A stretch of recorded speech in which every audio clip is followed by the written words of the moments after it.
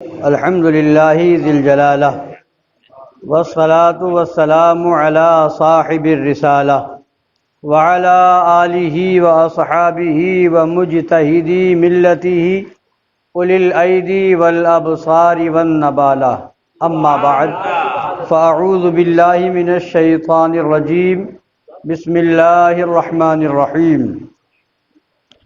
وَإِذْ أَخَذَ اللَّهُ مِيثَاقَ النَّبِيِّينَ لَمَا آتَيْتُكُم مِّن كِتَابٍ وَحِكْمَةٍ ثُمَّ جَاءَكُمْ رَسُولٌ مُصَدِّقٌ لِّمَا مَعَكُمْ لَتُؤْمِنُنَّ بِهِ وَلَتَنصُرُنَّهُ قَالَ أَأَقْرَرْتُمْ وَأَخَذْتُمْ عَلَىٰ ذَٰلِكُمْ إِصْرِي قَالُوا أَقْرَرْنَا قَالَ فَاشْهَدُوا وَأَنَا مَعَكُمْ مِنَ الشَّاهِدِينَ صدق اللہ مولانا العظیم وبلغنا رسولہ النبی الامین الکریم ونحن علی ذلک لمن الشاہدین والشاکرین والحمد للہ رب العالمین سنیم من نعرے اللہ اکبر میزنم دم زبو بکرو عمر عثمان حیدر میزنم قادریم نعرے یا غوث اعظم میزنم دم ز شیخ احمد رضا خان قطب عالم میزنم رضویم من نعرے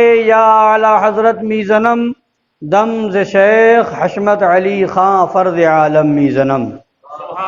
آئیے کچھ سننے اور سنانے سے پہلے ہم اور آپ مل کر اپنے آقا و مولا لمبے لمبے ہاتھوں سے بھیگ دینے والے سنہری جالیوں میں آرام فرمانے شفاعتی لأہل الکبائر کا نغمہ جافزہ سنانے والے میدان محشر میں ہم گناہ گاروں سیاہ کاروں بدکاروں کو بخشوانے والے جہنم سے بچانے والے جنت میں لے جانے والے جام کوثر بھر بھر کے پلانے والے سبب کائنات علت کائنات وجہ کائنات حقیقت کائنات غایت کائنات اصل کائنات روح کائنات جان کائنات شان کائنات فخر کائنات مختار کائنات حضور احمد مجتبی جناب محمد رسول اللہ ارواحنا فدا صلی اللہ تعالی علیہ وعلی آلہ وسلم کی بارگاہ عرش پناہ میں درود پاک کا نذرانہ محبت پیش کریں۔ اللہم صلی علی سیدنا و نبینا و شفیعنا و حبیبنا و مولانا محمد معدن الجود والکرم وآلہ الکرام و ابنہ الکریم و امتہ الکریمۃ و بارک وسلم۔ امام اہل سنت مجدد اعظم دین و ملت عظیم البرکت رفیع الدرجت آقائے نعمت دریائے رحمت امام عشق و محبت سیدی سرکار اعلیٰ حضرت فاضل بریلوی رضی اللہ تعالی عنہ و ارضاہ عنا بڑے پیارے انداز میں ارشاد فرماتے ہیں، انبیاء سے کروں عرض کیوں مالکو، انبیاء سے کروں عرض کیوں مالکو، کیا تمہارا نبی ہے ہمارا نبی، کیا نبی ہے تمہارا ہمارا نبی۔ یہ عالم تصور میں انبیاء سے سوال کر رہے ہیں، انبیاء سے کروں عرض کیوں مالکو، کیا نبی ہے تمہارا ہمارا نبی۔ تو اب عالم تصور میں جو جواب ملا انبیاء کرام کی جانب سے تو اس کو فرمایا جیسے سب کا خدا ایک ہے ویسے ہی، جیسے سب کا خدا ایک ہے ویسے ہی ان کا ان کا تمہارا ہمارا نبی، ان کا ان کا تمہارا ہمارا نبی، سب سے اعلیٰ و اولا ہمارا نبی، سب سے بالا و والا ہمارا نبی، سارے اچھوں میں اچھا سمجھیے جسے، سارے اچھوں میں اچھا فرما دیا اعلیٰ حضرت، جس کو بھی اچھا سمجھو، جو بھی تمہاری نظر میں سب سے اچھا ہو، تو فرماتے ہیں جو سب سے اچھا ہوگا تمہاری نظر میں میرے نبی ہے اس اچھے سے اچھا ہمارا نبی، اور سارے اونچوں میں اونچا سمجھیے جسے، ہے اس اونچے سے اونچا ہمارا نبی، ہے اس اونچے سے اونچا، یعنی بس فرما دیا جو دوسری جگہ فرمایا نا کہ اسی کا مفہوم ہے کہ لیکن رضا نے ختم سخن اس پہ کر دیا. تیرے تو وصف عیب تناہی سے ہیں بری، حیران ہوں میرے شاہ میں کیا کیا کہوں تجھے. سب اچھوں سے اچھے میرے آقا ہے، سارے اونچوں سے اونچے میرے آقا ہے، تو سب سے بہتر، سب سے اعلیٰ، سب سے افضل، سب سے برتر و بالا میرے آقا ہیں. خداوند قدوس کے بعد اس پوری کائنات کے اندر سب سے اعلیٰ مرتبہ میرے نبی کا ہے. تو فرماتے ہیں کہ خلق سے اولیاء، یہ اعلیٰ جو ہیں، اب درجہ بتایا اعلیٰ حضرت نے، کون کس سے اعلیٰ ہے؟ خلق سے اولیاء، اولیاء سے رسول، خلق سے اعلیٰ جو ہے اولیاء ہے، اولیاء سے اعلیٰ رسول، خلق سے اولیاء، اولیاء سے رسول، اور رسولوں سے اعلیٰ ہمارا نبی، اور رسولوں سے اعلیٰ ہمارا نبی. اور فرماتے ہیں غمزدوں کو رضا مزدہ دیجئے کہ ہے.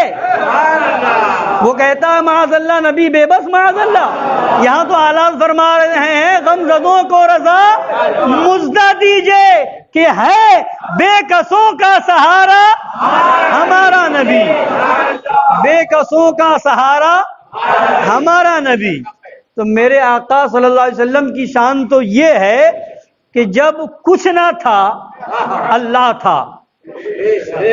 حدیث پاک میں کان اللہ ولم یکن معہ شیء، اللہ تھا جبکہ کوئی چیز نہ تھی.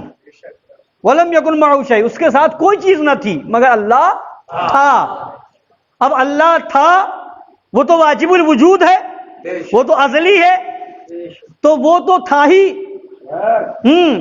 جب لفظ تھا کا استعمال بھی نہیں ہو سکتا تھا. تھا کا مطلب ماضی میں، اور یعنی گزرے ہوئے زمانے میں تھا، اور آنے والے زمانے میں ہوگا جو بولا جاتا ہے، موجودہ زمانے کے لیے ہے. تو اللہ تو وہ ہے، یہ تو زمانے کی قسمیں ہو گئی. زمانہ گزر گیا تو اس کے لیے ماضی ہے، زمانہ آنے والا ہے تو مستقبل ہے، موجود ہے تو وہ حال ہے. مگر خدا جب تھا، جب نہ ماضی نہ حال نہ مستقبل، زمانہ نہ تھا خدا تھا. اب سب کو پیدا کیا اللہ نے، زمانے کو پیدا کیا اللہ نے، وقت کو پیدا کیا اللہ نے، زمین کو پیدا کیا اللہ نے، آسمان کو پیدا کیا اللہ نے، ساری کائنات کو پیدا کیا اللہ نے. نبی پاک کی بارگاہ میں صحابی رسول حاضر ہوتے ہیں. حضرت جابر عرض کرتے ہیں یا رسول اللہ، اللہ نے سب سے پہلے کس چیز کو پیدا فرمایا؟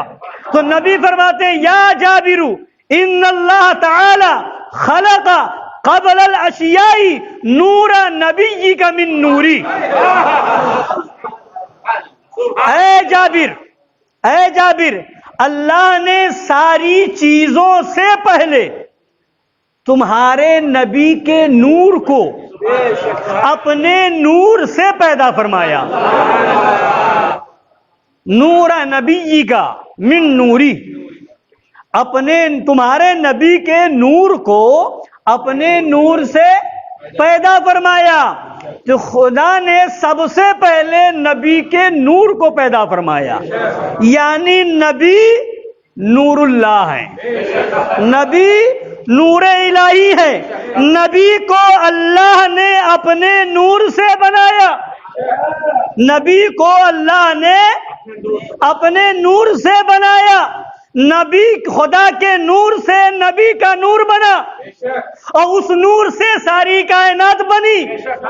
ساری کائنات نبی کے نور سے بنائی گئی. تو خدا کے نور سے نبی کا نور، اور نبی کے نور سے ساری کائنات بنی. تو یہیں سے سمجھ میں آ گیا کہ جہاں جہاں زمین ہے، آسمان ہے، جو بھی چیز ہے وہ سب میرے نبی کے نور سے ہے. تو جہاں بھی جو چیز ہے وہ میرے نبی کا نور ہے، میرے نبی کے نور سے ہے. تو جہاں ہر جگہ میرے نبی کا نور موجود ہے، میرا نبی حاضر بھی ہے، میرا نبی ناظر بھی ہے. نبی کے نور سے ہی سب بنا ہے، اور نبی خدا کے نور سے بنے ہیں. تو نبی کی ذات خدا کی ذات سے الگ نہیں ہے. تو نبی نور الہی، نبی نور الہی، اور نبی کی ذات میں عیب نکالنا، نبی کی ذات میں کمی نکالنا، نبی کی ذات میں نقص تلاش کرنا، حقیقت میں اللہ کے نور میں عیب نکالنا ہے. حقیقت میں اللہ کے نور میں کمی نکالنا ہے. تو تم نبی کی توہین نہیں کر رہے ہو. اگر نبی کی توہین کرتے ہو تو وہ خدا کی توہین ہوتی ہے. نبی کی ذات میں کمی نکالنا، نور الہی میں کمی نکالنا ہے. تو اعلیٰ حضرت امام اہل سنت فاضل بریلوی جبھی تو فرماتے ہیں حیران ہوں میرے شاہ، میں کیا کیا کہوں تجھے، حیران ہوں، کہہ لے گی سب کچھ ان کے ثناءخواں کی خاموشی، چپ ہو رہا ہے کہہ کے میں کیا کیا کہوں تجھے.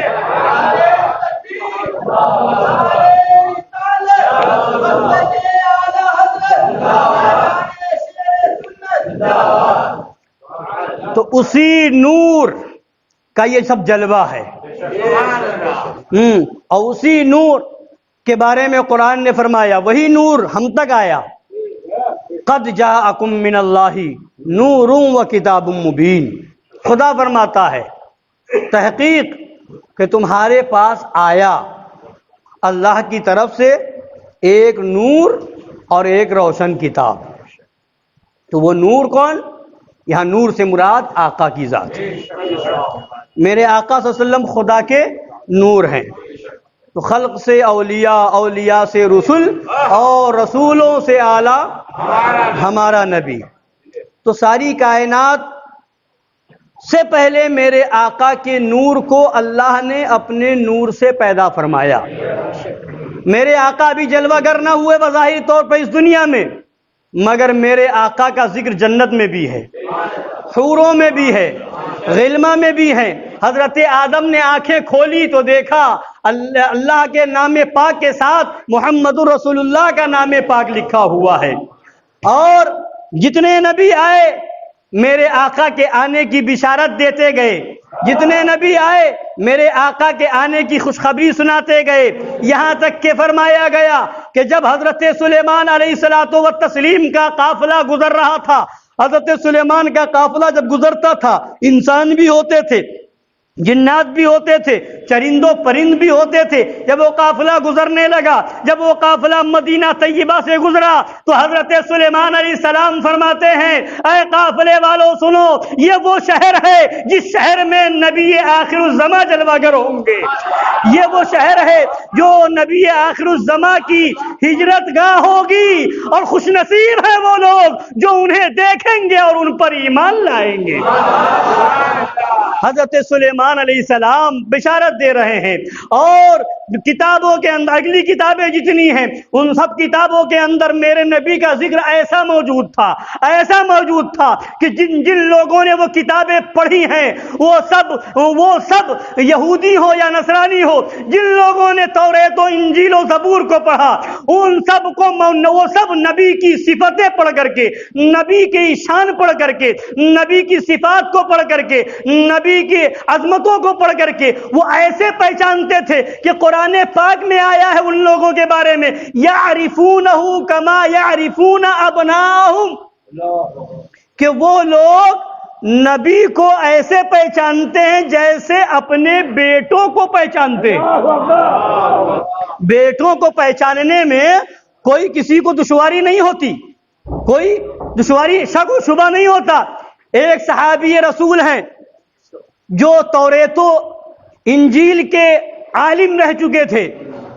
وہ فرماتے، جب یہ آیت کریمہ نازل ہوئی تو وہ صحابی رسول فرماتے ہیں کہ یہاں قرآن پاک میں اللہ نے تو یہ فرمایا ہے یعرفونہ کما یعرفون ابناہم، کہ یہ لوگ نبی کو ایسے پہچانتے ہیں جیسے اپنے بیٹوں کو پہچانتے ہیں. تو وہ صحابی جو عالم انجیل بھی تھے، عالم توریت بھی تھے، وہ صحابی فرماتے ہیں، غالباً وہ صحابی حضرت کعب ہیں، وہ فرماتے ہیں کہ یہاں تو یہ فرمایا گیا مگر میں یہ جانتا ہوں کہ توریت و انجیل پڑھنے والا نبی کو اپنے بیٹے سے بھی زیادہ اچھے طریقے سے پہچانتا ہے.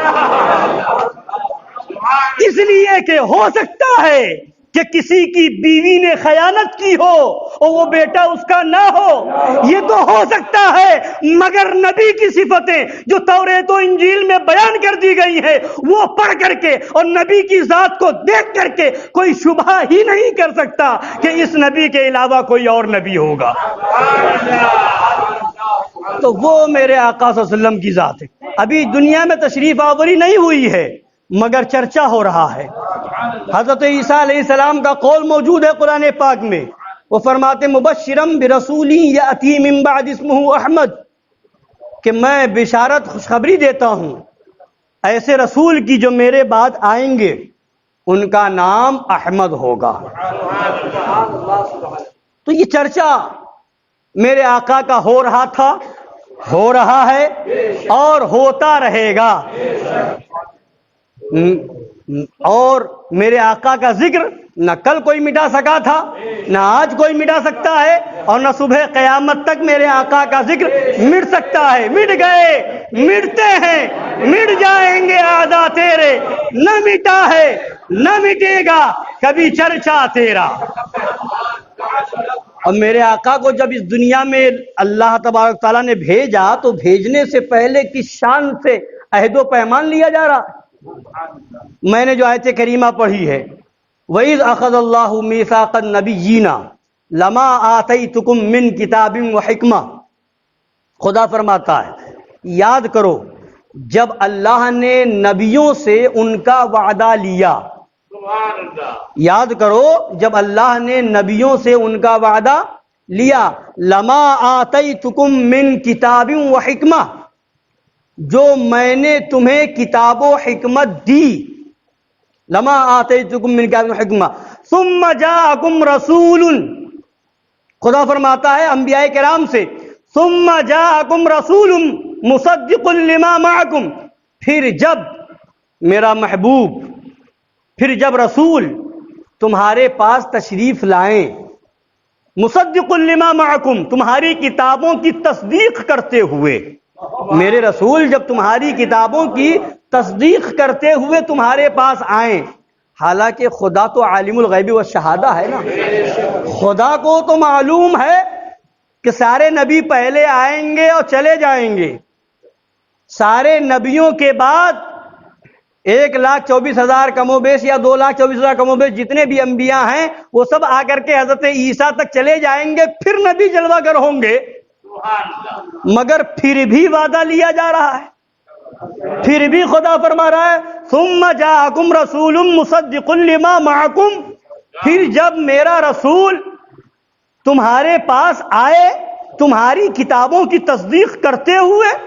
اب آگے سنیے، اب آگے جو شان و عظمت بیان کی جا رہی ہے اور انداز جو بیان کیا جا رہا ہے، بتا دیا کہ اے انبیاء کرام کی جماعت، تمہارے درمیان اگر تمہارے پاس آئیں تو خدا فرماتا ہے لَتُؤْمِنُنَّ بِهِ وَلَتَنْصُرُنَّ، لَتُؤْمِنُنَّ بِهِ، تو ضرور ضرور تم اس نبی پر، اس رسول پر ایمان لانا اور ضرور ضرور اس کی مدد کرنا۔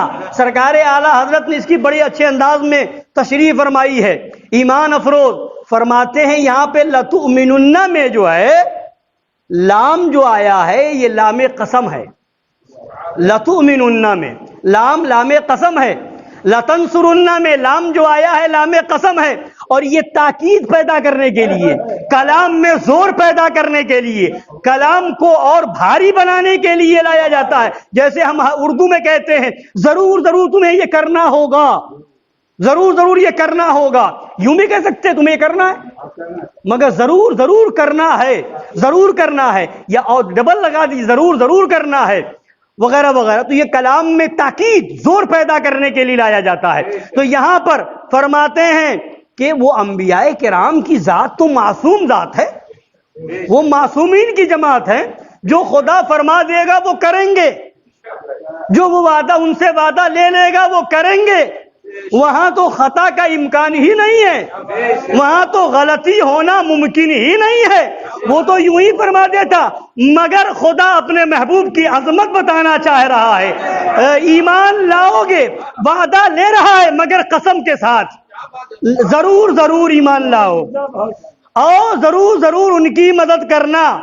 فرماتے یہ بیعت، فرماتے جیسے نوابوں کے وہاں جیسے رائج ہے کہ نوابوں سے جب بادشاہوں کی بیعت لی جاتی ہے تو قسم کے ساتھ لی جاتی ہے.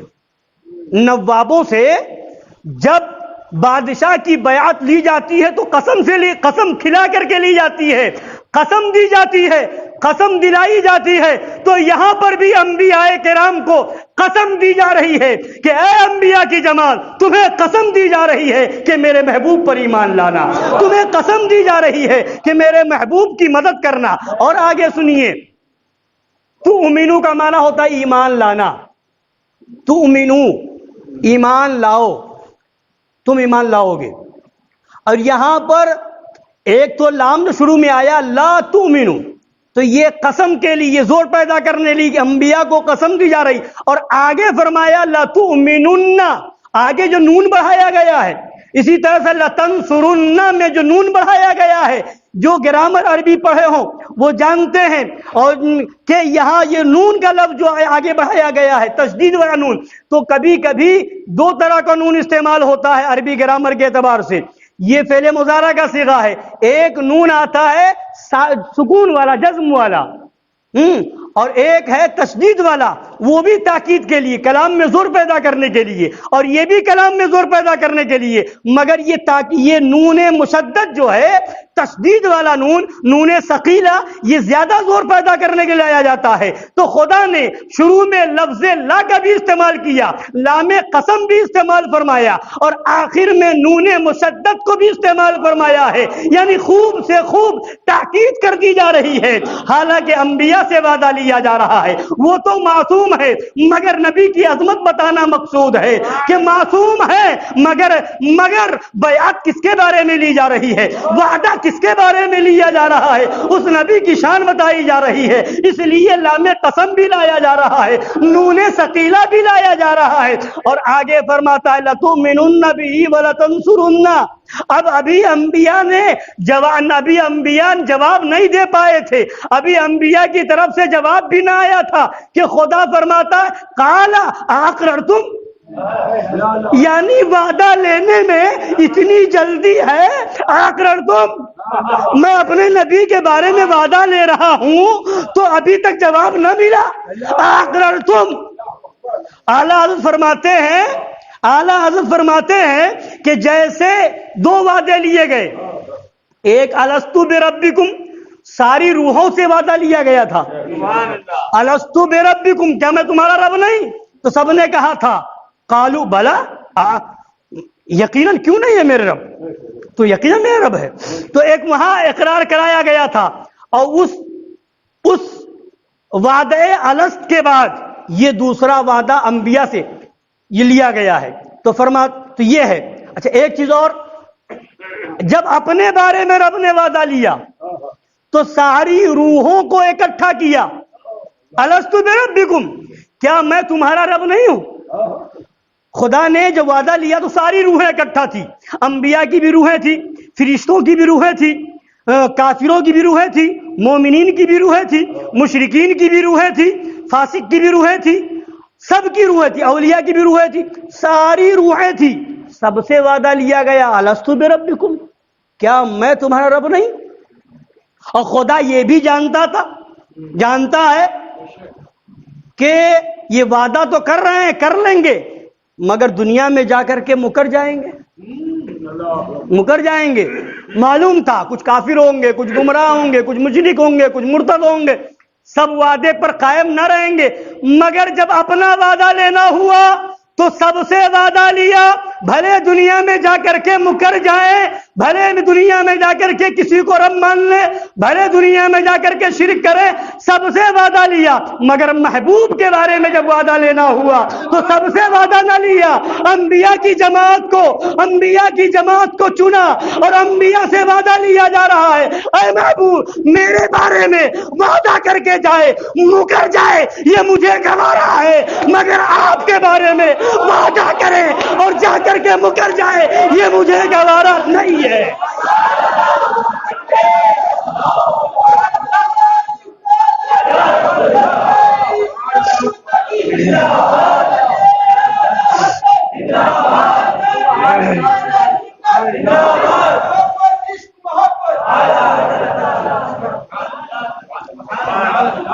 تو انبیاء کرام سے صرف وعدہ لیا، کیوں؟ کہ نبی سے کے بارے میں وعدہ لے اور پھر جا کے مکر جائے، یہ گوارا نہیں ہے۔ تو اب دیکھیں لَتُؤْمِنُنَّ بِهِ وَلَتَنْصُرُنَّ، ابھی انبیاء نے جواب، انبیاء کرام کی طرف سے جواب نہ ملا تھا کہ خدا اور اب فرماتا اقررتم، کیا تم لوگوں نے اقرار کیا؟ کیا تم لوگوں نے اقرار کیا؟ وَأَخَذْتُمْ عَلَى ذَلِكُمْ إِصْرِي، وَأَخَذْتُمْ عَلَى ذَلِكُمْ إِصْرِي، اور اس پر تم نے میرا بھاری وزن اٹھایا، میرا بھاری ذمہ لیا، یعنی جو میں ذمہ تمہیں دے رہا ہوں بھاری ذمہ، اسری میرا بھاری ذمہ، اس پر تم نے اسے لیا، اٹھایا، یہ اقرار کیا۔ اقررتم واخذتم علی ذالکم اسری، علی ذالکم خدا فرما رہا ہے۔ اب یہاں سنیے، ذالکا کا لفظ جو آتا ہے دور کا اشارہ کرنے کے لیے، ذالکا وہ دور کے لیے، اور ھذا کا لفظ آتا ہے قریب کا اشارہ کرنے کے لیے، یہ اسی طرح سے ایک لفظ آتا ہے ہو ضمیر علیہ، تو اعلیٰ حضرت فرماتے ہیں، سرکار اعلیٰ حضرت نے اس کی توضیح فرمائی، فرماتے ہیں یہاں اللہ تبارک تعالیٰ نے وَأَخَذْتُمْ عَلَى ذَلِكُمْ فرمایا، وَأَخَذْتُمْ عَلَيْهِ نہیں فرمایا، وَأَخَذْتُمْ عَلَى هَذَا نہیں فرمایا کہ اس پر تم نے بھاری ذمہ لیا، یہ نہیں فرمایا، عَلَى ذَلِكُمْ، عَلَى ذَلِكُمْ دور کا اشارہ کیا جا رہا ہے۔ کیا؟ جیسے آپ دیکھیں قرآن پاک میں آیا ہے ذَلِكَ الْكِتَابُ لَا رَيْبَ فِيهِ، یہ وہ کتاب ہے، ذالک وہ کتاب ہے، ذالک الکتاب وہ کتاب ہے، لا ریب فیہ جس میں شک کی گنجائش نہیں۔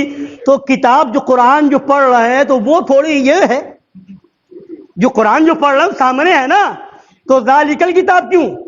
ھذا الکتاب ہوتا اللہ ھذا الکتاب فرماتا، ھذا الکتاب لا ریب فیہ، یہ کتاب وہ ہے جس میں شک کی گنجائش نہیں، مگر فرمایا ذالک الکتاب، تو یہ دور کا اشارہ عظمت کی بلندی بتانے کے لیے ہے، شان کی بلندی بتانے کے لیے ہے، رفعت کی بلندی بتانے کے لیے ہے، اور جتنا بلند ہوگا، جتنا اونچا ہوگا تو وہاں دور کا اشارہ کیا جائے گا، جب قریب ہوگا تو ھذا کا اشارہ ہوگا، اور جب دور ہوگا بلندی زیادہ ہوگی تو وہ کہہ کر کے کہا جائے گا، بعید کا اشارہ ہوگا، دوری کا اشارہ ہوگا۔ تو جیسے ذالک الکتاب میں ذالک اس لیے لایا گیا کہ قرآن کی عظمت بتانا مقصود ہے، ویسے ہی وَأَخَذْتُمْ عَلَى ذَلِكُمْ اسری میں ذالکم کا لفظ اس لیے لایا کہ نبی کی عظمت کی بلندی بتانا ہے، نبی کی رفعت بتانا ہے، نبی کی شان کی بلندی بتانا ہے، وہ بلند رفعت والا، وہ بلند شان والا، وہ بلند مقام و مرتبے والا کہ فرش والے تیری شوکت کا علو کیا جانے، خسروا عرش پہ اڑتا ہے پھریرا تیرا۔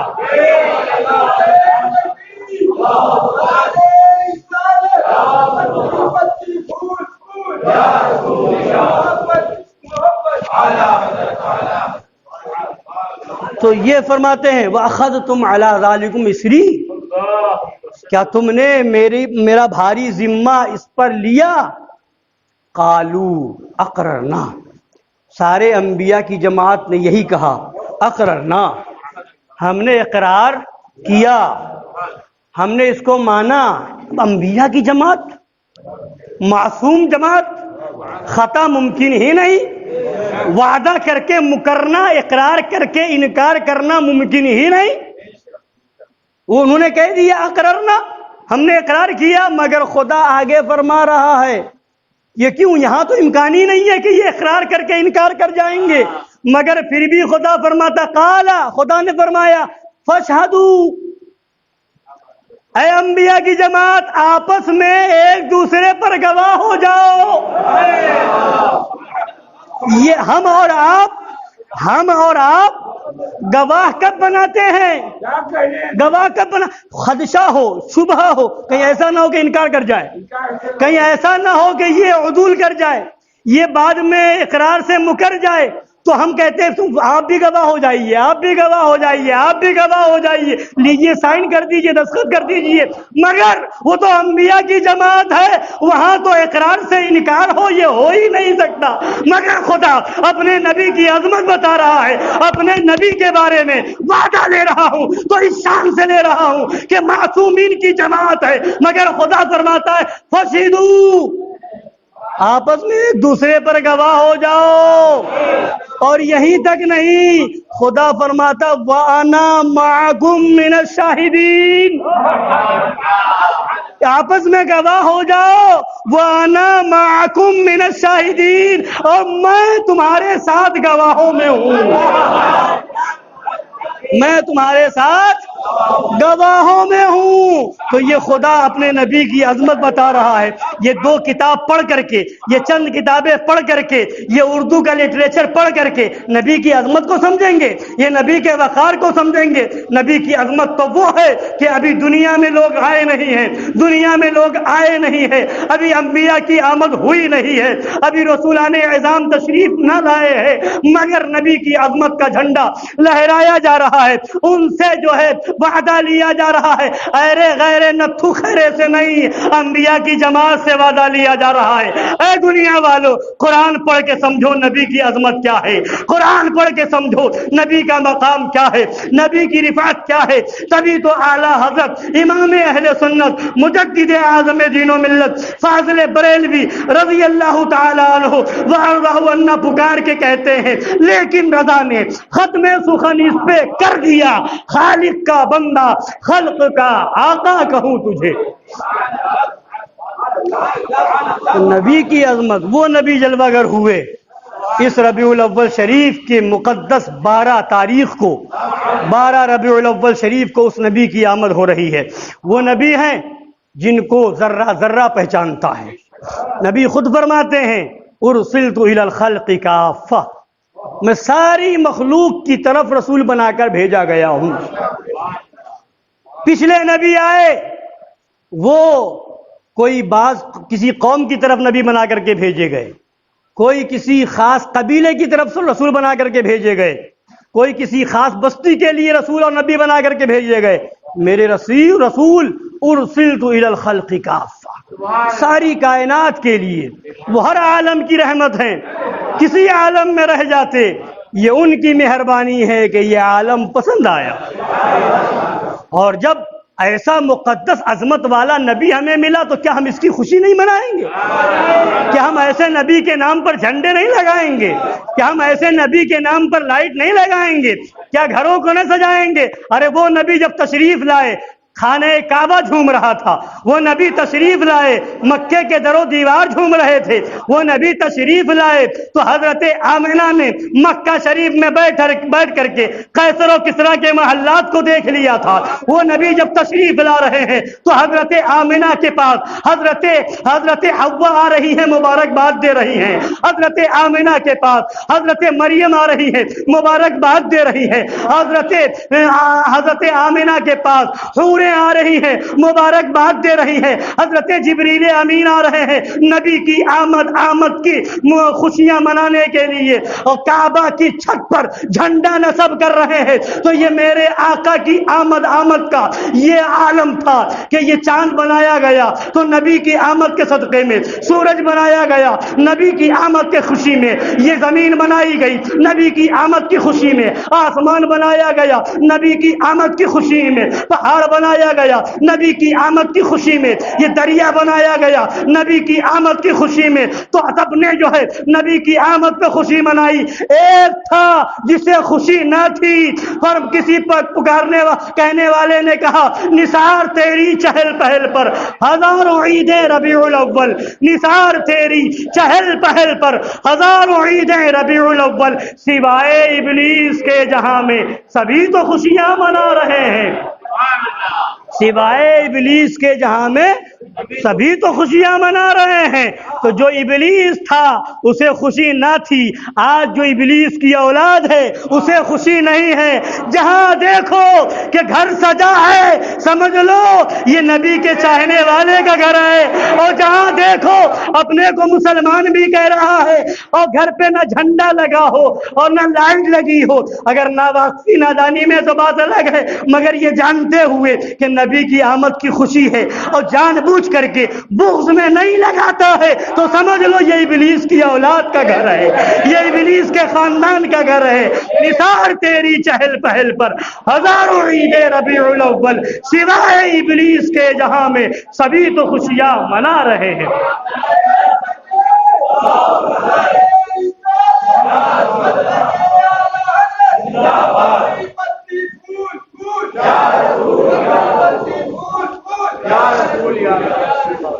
بس آخری بات سنیں, میرے آقا سب کے لیے رسول بن کر کے تشریف لائے. ایک بار کا واقعہ ہے کہ ایک اونٹ دوڑتا ہوا آقا کائنات صلی اللہ علیہ وسلم کی بارگاہ میں حاضر ہو گیا. آقا کے سر پاک کے قریب میں وہ آ کر کے رک گیا, کچھ کہنے لگا. صحابہ کرام موجود تھے. صحابہ کرام نے پوچھا یا رسول اللہ یہ کیا کہہ رہا ہے, یہ اونٹ کیا عرض کر رہا ہے؟ یعنی صحابہ کا عقیدہ یہ تھا کہ میرے نبی وہ ہیں جو اونٹ کی زبان بھی جانتے ہیں, جانوروں کی زبان بھی جانتے ہیں. اور یہ آج کا اندھا دیو کا بندہ کہتا ہے نبی نے اردو مدرسہ دیوبند سے سیکھی. معاذ اللہ رب العالمین, اردو مدرسہ دیوبند سے سیکھی؟ ارے وہ جانور کی زبان جانتے ہیں. تو فرماتے ہیں آقا دو جہاں صلی اللہ علیہ وسلم کہ یہ اونٹ آ کر کے یہ کہہ رہا ہے کہ میرے مالک نے مجھ سے پورا کام لیا, اب میں بوڑھا ہونے کو آ گیا, بوڑھا ہو چکا ہوں, اب مجھے وہ ذبح کر کے کھانا چاہتا ہے, اس لیے میں وہاں سے بھاگ آیا ہوں. سرکار فرماتے ہیں کہ اگر تم سچے ہو تو تم کو اس کا بدلہ ملے گا, جھوٹ بولو گے تو تم پر اس کا وبال ہوگا, اور میری بارگاہ میں آ گئے ہو تو امان میں آ گئے ہو. تو نبی کی بارگاہ تو امان والی بارگاہ ہے ہی. جو وہاں پہنچ گیا اسے اب کون سی امان چاہیے؟ خوف نہ رکھ رضا ذرا, تو ہے عبد مصطفیٰ, تیرے لیے امان ہے, تیرے لیے امان ہے. اب اتنے میں دیکھا تو ایک آدمی تلاش کرتا ہوا پہنچا, آقا کی بارگاہ میں آ کر کے رک گیا. کہنے لگا یا رسول اللہ علی کا ساد و تسلیم, 3 دن سے میرا اونٹ بھاگا ہوا ہے, غائب ہے, 3 دن سے میں تلاش کر رہا ہوں, آج اسے میں آپ کی بارگاہ میں دیکھ رہا ہوں. فرمایا یہ تمہارا اونٹ ہے؟ تو عرض کیا جی حضور. تو فرمایا کہ یہ اونٹ تمہاری شکایت کر رہا ہے, تمہاری شکایت کرنے آیا ہے. تو عرض کرتے ہیں وہ کہ یا رسول اللہ کیا شکایت لے کر کے آیا ہے؟ تو سرکار فرماتے ہیں یہ کہتا ہے کہ جب میں تندرست تھا, جوان تھا, تو میرا مالک گرمی کے زمانے میں مجھ پر سامان لاد کر کے مجھ پر سامان لادتا تھا اور مجھے ایک جگہ سے دوسری جگہ لے جایا کرتا تھا, اور ٹھنڈی کے دنوں میں مجھ پر سامان لاد کر کے گرم جگہ پر جایا کرتا تھا. اور جب میں اور بڑا ہوا تو میرے مالک نے مجھے سانڈ بنا دیا, اور میری وجہ سے میرے مالک کے پاس بہت سارے اونٹ ہو گئے, اور بہت سارے اونٹوں کا وہ مالک ہو گیا. اب اس کے بعد یہ سب ہوتے ہوئے میں نے بہت محنت کی, پھر اس نے جو ہے مجھے اور دوسرے کام میں بھی استعمال کیا. اب میں اس عمر کو پہنچ گیا کہ برسوں خدمت کرنے کے بعد اب یہ عمر آ گئی کہ میں آرام کروں, مجھے کچھ سکون ملے. اب مجھے یہ ذبح کرنا چاہتا ہے, مجھے یہ حلال کرنا چاہتا ہے. یہ شکایت لے کر کے یہ اونٹ آیا ہے, بتاؤ ایسا ہے یا نہیں؟ وہ عرض کرتا ہے یا رسول اللہ بالکل اونٹ نے جو کہا ایسا ہی ہے, یہ بالکل صحیح بتایا جا رہا ہے, میں نے ایسا ہی اس سے کام لیا ہے. تو اب وہ کہتا ہے یا رسول اللہ اونٹ کو میرے حوالے کر دیجئے, اب میں اسے لے جاؤں, اس سے کوئی کام نہ کروں گا, اس سے کوئی کام نہ لوں گا, اسے بالکل سکون سے آرام سے رکھوں گا. تو نبی فرماتے ہیں اب جو میری بارگاہ میں آ گیا ہے اب وہ میری بارگاہ سے کہیں اور نہ جائے گا, اب میری امان میں آ گیا ہے, اب تم اس کے مالک نہیں ہو. فرمایا یہ اونٹ کتنے کا ہے؟ وہ بضد تھا وہ شخص کہ ہم لے جائیں.